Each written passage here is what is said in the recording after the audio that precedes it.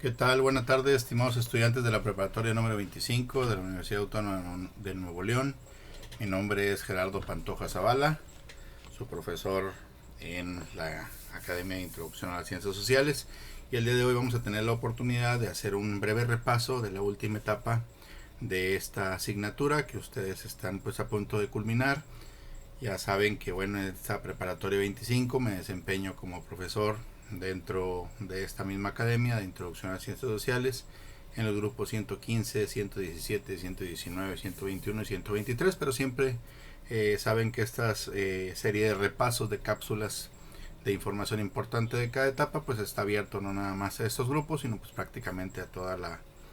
preparatoria 25, a todos los demás grupos, en los cuales pues algunos estudiantes se han acercado a mí para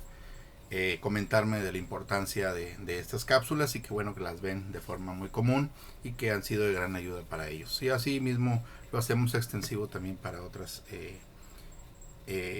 dependencias universitarias. El día de hoy en esta etapa número 4, denominada Interacción del individuo con la sociedad en un marco de interculturalidad,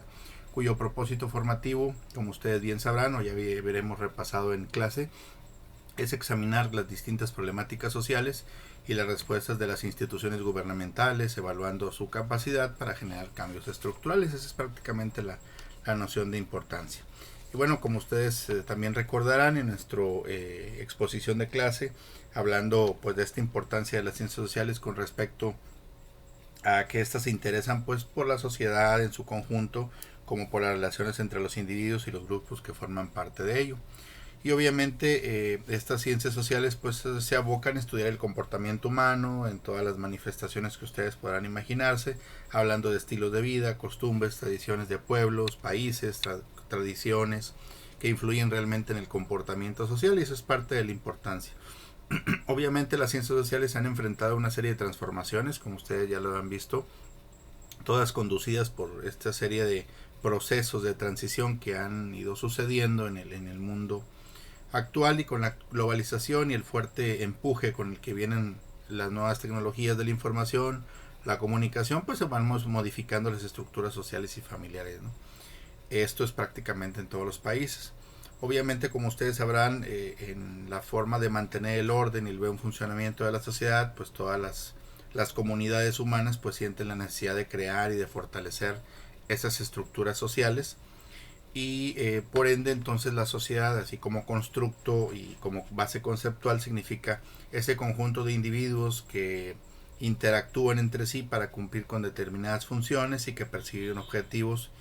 y fines determinados, entre ellos la autoconservación y la construcción de identidad. Esto lo abordábamos nosotros en clase de forma muy común. Obviamente también podríamos recalcar que hay una serie de características de la sociedad contemporánea, hablando de la globalización, que pues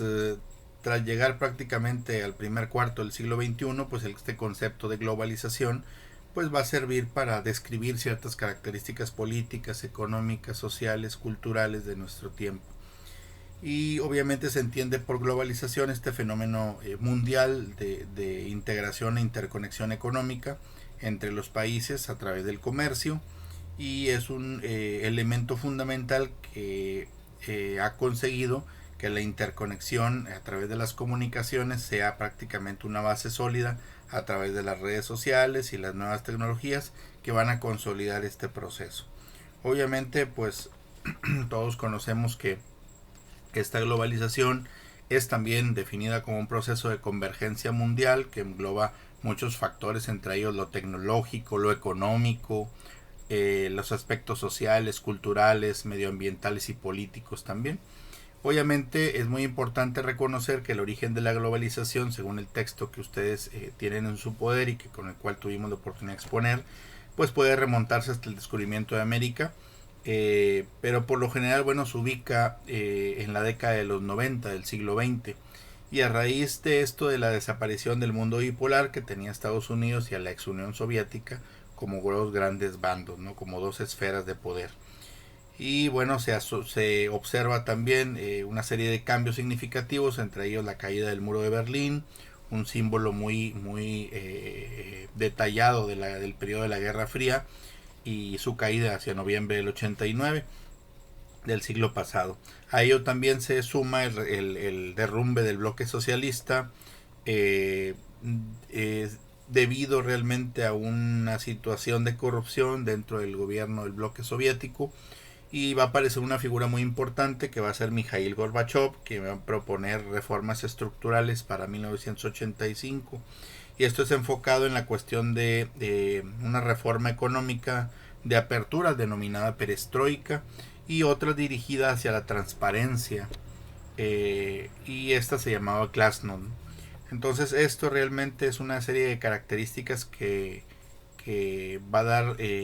como parte del origen de la globalización. Y también, bueno, del lado occidental, pues los gobiernos, por ejemplo, de la primer ministro de Gran Bretaña, Margaret Thatcher, la dama de hierro, y Ronald Reagan en Estados Unidos van a afianzar un poquito un modelo económico neoliberal, del cual ustedes me imagino que han escuchado mucho hoy por redes sociales cuando se habla del neoliberalismo, y que ya también lo explicamos en la etapa anterior.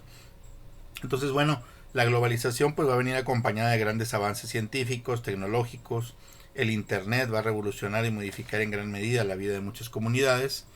y eso pues va a ser fundamental, ¿no? La cultura local o regional de las ciudades se va a ver amenazada, porque la dinámica en que se mueve el nuevo mundo pues ahora va a ser distinta.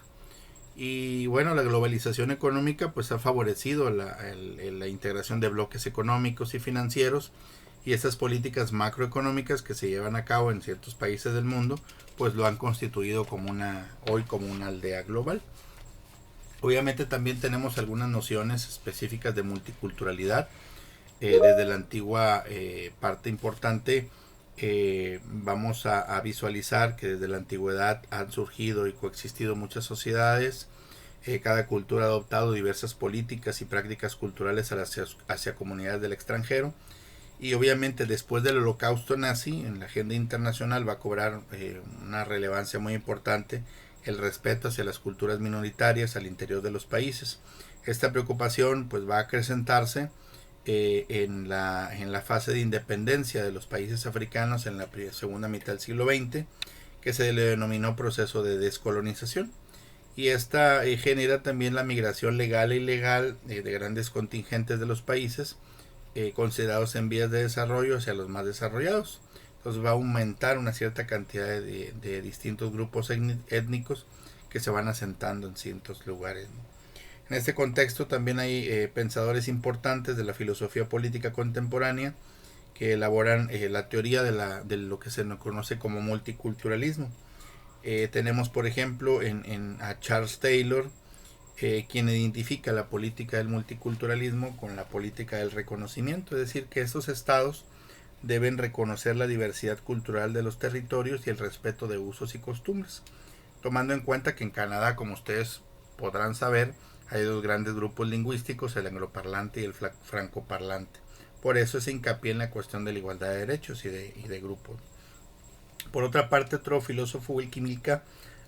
ha concentrado su trabajo en el respeto del territorio ocupado por minorías étnicas, como los pueblos originarios, que también es una base fundamental de ello. De modo que cuando se habla de multiculturalismo, por lo general se hace referencia a los instrumentos políticos, sociales y culturales del Estado que incentivan a respetar a las minorías étnicas o a los pueblos originarios o migrantes. También tenemos otra base importante conceptual, como lo es el término diversidad y pluralismo, que van a ser fundamentales en ese aspecto definitorio, porque pues realmente nos aportan una base de conocimiento importante.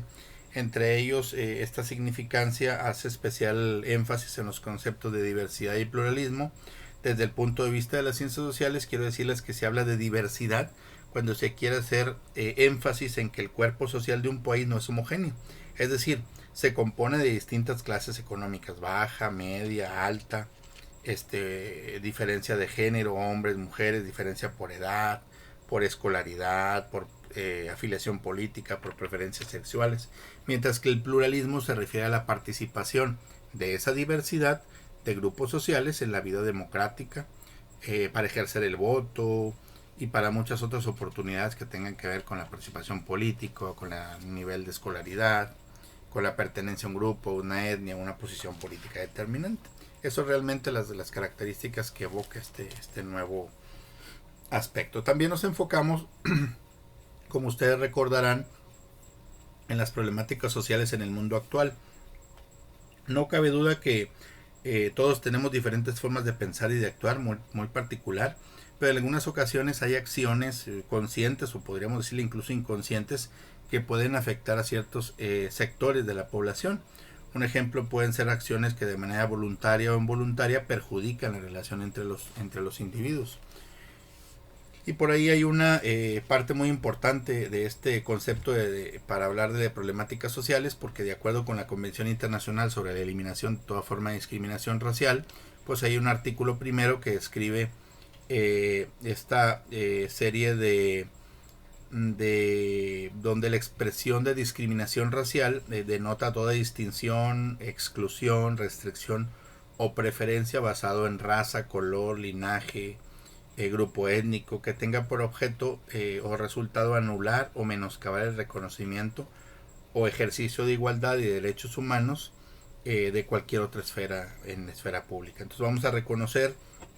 una serie de problemáticas, entre ellas primeramente la discriminación, que es ese trato diferente y perjudicial que se le da a una persona por motivos de raza, género, ideas políticas, etcétera, etcétera. Y obviamente tiene una serie de tipología esta discriminación, hablando de discriminar por características físicas, por forma de vida, por origen étnico, por género, por edad, por discapacidad, por embarazo, por religión. Entonces la discriminación es ese trato desigual hacia una persona por esos motivos raciales, religiosos, diferencias físicas, de género, edad, etcétera, etcétera. Entonces eso es una base importante. En el segundo problema que nos llevaba a visualizar en clase está la inseguridad, que está relacionada con el aumento de la delincuencia en todas sus formas, como por ejemplo el robo, el homicidio, el género. Hace referencia también al temor que sufre la población a vivir posibles violaciones, asaltos, agresiones, secuestros o como consecuencia de un alto grado de delincuencia, entre ellos el acoso sexual, la extorsión, que obviamente en este caso de este tipo de problemática pues se encuentran también algunas otras formas, como el hecho de la impunidad que ocurre cuando un delito o un delincuente no recibe un castigo, la corrupción también que se da, la violencia de género, que es una serie de delitos que preocupan a la población, y el feminicidio también, que hoy está tipificado en nuestro Código Penal y pues que consiste en la muerte violenta de las mujeres por razones de género. Está dentro del Código Federal Penal o el Código Penal Federal en el artículo 325, que es muy importante reconocer. Otro de los problemas es la corrupción, que se define como toda violación, acto desviado de cualquier naturaleza, con fines económicos o no, ocasionada por la acción o omisión de deberes institucionales de quien debía procurar la realización de fines de administración pública. Y entre sus diversas formas se encuentran el soborno, el nepotismo, la desviación de recursos, y este término de corrupción, que es el mal uso de un funcionario con su autoridad y sus derechos que se le confían para beneficio personal, contrario a la ley o a sus principios morales. También tenemos a la pobreza como uno de los grandes problemas sociales, que significa la carencia de capacidades básicas o de necesidades básicas. Estas necesidades consisten en acceso a alimentos, agua potable, instalaciones sanitarias, salud, vivienda, educación, acceso a la información. Esta serie de necesidades básicas están referenciadas en la Organización de Naciones Unidas por carecer de cierto tipo de condiciones, que entonces consiste en que pues se vive en un estado de pobreza. Y obviamente pues esta medición de la pobreza, como esta situación en la cual no es posible satisfacer las necesidades físicas y psicológicas de una persona, pues hay algunas instituciones como el Banco Mundial y el Fondo Monetario Internacional que visualizan cierto tipo de indicadores como el índice de desarrollo humano, el IDH, el índice de pobreza humana, IPH, el índice de Gini y la brecha de pobreza, que son indicadores para generar y clarificar cierto tipo de pobrezas, entre ellos la pobreza extrema, relativa, absoluta, infantil, rural, material, estructural, urbana y social, dentro de los principales problemas que se generan. También sabrán que hay un proceso de socialización de los individuos que van conformando a la sociedad, entre ellos la sociología, que va estudiando las relaciones sociales a partir de interacciones entre individuos, tomando en cuenta que ya como grupos sociales o como Instituciones también, pues si nos integramos en un grupo social, que es un conjunto de 2 o más individuos que interactúan bajo una serie de normas aceptadas por los integrantes y que buscan o cumplen un propósito en particular. Entonces la socialización va a estar confirmada por 2 etapas. La socialización primaria, que es el proceso de los primeros años de vida con la familia, de educación elemental o primaria, se establecen las primeras relaciones de autoridad y se aprenden las primeras conductas, y donde la familia es el agente primario de la socialización, y es aquí donde se aprenden las formas de vida social mediante imitación y observación. Hay una autora que se llama Susan Peake, quien dice que existen diversos tipos de familias: las familias rígidas, amalgamadas, sobreprotectoras, pseudo democráticas y con un solo padre. La familia rígida, según Susan, es una actitud de autoritarismo donde no se permiten los cuestionamientos hacia los padres, mientras que la familia amalgamada pues tiene una integración en la cual lo que le pasa a un miembro de la familia pues obviamente le concierne a todos. Y la socialización secundaria se adquiere al exterior de la familia y es donde aprendes a relacionarte con la sociedad. Este incluye la escuela, el ámbito laboral, tus amistades, y esto fortalece un poquito tu desarrollo, ¿no? Y para culminar con esta etapa número 4, pues están las instituciones gubernamentales y su ámbito de acción, que para ello es importante que tú las identifiques. Acuérdate, hay un núcleo social, nosotros vivimos en un grupo social, pero también dentro de la sociedad hay instituciones gubernamentales que norman, controlan y rigen la vida social del país. Y bueno, en la década de los 90 México empieza a vivir un proceso de integración mundial como parte de la globalización, y según el Fondo Monetario Internacional, la globalización la va a definir nuevamente como esta interdependencia económica entre países del mundo, que es provocada por el aumento del volumen y de las transacciones transfronterizas comerciales de bienes y servicios o de flujos internacionales, al tiempo que hay una difusión acelerada de la tecnología. Entonces esto da pie a que en esta apertura global se inicie un proceso de privatización de muchas instituciones públicas. Si usted ha escuchado eso, este es el inicio. De la misma manera se ponen en práctica una serie de políticas, a diferencia de algunos periodos entre el 40 y el 70, en el que se vive un régimen con una economía centralizada. Aparece la política neoliberal, donde parte de la no intervención del Estado. El neoliberalismo es la parte donde el Estado no interviene en asuntos públicos relacionados con empresas, industriales o de servicios. Y muchas de estas empresas, como en el caso de la banca, pasan a manos de empresas o a manos de empresarios, ya no del Estado. Tomando en cuenta también que bueno, el Estado se va a encargar de proporcionar a los habitantes una sociedad con condiciones de vida decorosas, instituciones públicas democráticas y con un marco de legalidad, y el ciudadano va a responder a las necesidades de vida de estas condiciones, que le va a permitir informarse, educarse, prepararse, consumir, tener un estilo de vida determinado, ¿no? Dentro de este corolario de aspectos fundamentales, pues nos vamos a encontrar con funciones y servicios de instituciones gubernamentales, entre ellas el ámbito político, donde no se refiere únicamente a una forma de gobierno, sino a la regulación y organización de todos los componentes, entre ellos la Secretaría de Gobernación, que se encarga de atender y propiciar el desarrollo político del país y regular las relaciones del Poder Ejecutivo con el Poder Legislativo y Judicial. Dentro de sus trabajos está la consulta de la clave única de registro de población y aspectos para trámites de migración. En el caso económico, pues está la Secretaría de Economía, que se encarga de generar programas y políticas públicas que promuevan el desarrollo económico, la inversión, la creación de empleos y el desarrollo de las empresas. Entre ellas está servir y orientar a pequeñas y medianas empresas para aprovechar sus inversiones. En el lado de la salud contamos con la Secretaría de Salud, que es una institución que genera programas de desarrollo social y pública para que todos los ciudadanos tengan acceso a servicios médicos, medicamentos y atención especializada. Entre ellos coordinan y evalúan instituciones como el IMSS, el ISSSTE y también obviamente recordando el surgimiento del IMSS por allá en el 19 de enero del 43 con el presidente Manuel Ávila Camacho. En el lado del aspecto ambiental, la Secretaría del Medio Ambiente y Recursos Naturales, denominada Semarnat, es la que se encarga de las políticas de protección ambiental que tienen con el fin de revertir el deterioro ecológico y sentar las bases para un desarrollo sustentable. Y también nos vamos a encontrar también con que esta secretaría, tiene una serie de direcciones como la Comisión Nacional de Áreas Protegidas, la Comisión Nacional del Agua, la Comisión Nacional Forestal,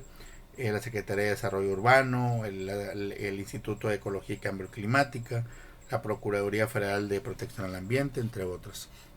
Y también nos vamos a encontrar con la Secretaría de Cultura, que es una institución encargada de desempeñar cierto tipo de labores que significa diseñar, ejecutar y coordinar las políticas públicas en la cultura y las artes. Fue creada en 2015, también entre sus planes está la realización de programas y proyectos relacionados con investigación histórica, la divulgación, la expresión y la apreciación de las bellas artes. Y por último, la Secretaría de Educación, que bueno, mediante el aspecto de apartado educativo, los individuos desarrollan en sociedad conocimientos y habilidades que posteriormente le van a permitir llevar a cabo funciones que esta misma sociedad necesita. Y obviamente el Estado tiene la obligación de garantizar que todos los ciudadanos, sin distinción de origen, condición social o económica, reciban una educación. Realmente la Secretaría de Educación revisa y aprueba los planes de estudio para distintos niveles educativos, publica libros de texto para apoyar el estudio de las asignaturas, desarrolla programas de formación y evaluación de profesores, garantiza que cada institución educativa cuente con los recursos para llevar a cabo sus actividades. Y bueno, realmente estas son algunas de las consideraciones finales que usted debe tomar en cuenta para esta etapa número 4, que habla de la interacción del individuo con la sociedad en el marco de la interculturalidad. Entonces les agradezco mucho la atención, ojalá les pueda servir esta cápsula informativa. Les saluda su profesor y amigo Gerardo Pantoja Zavala, quien pertenece a esta preparatoria 25 y a la Academia de Introducción a las Ciencias Sociales. Que tengan un excelente día.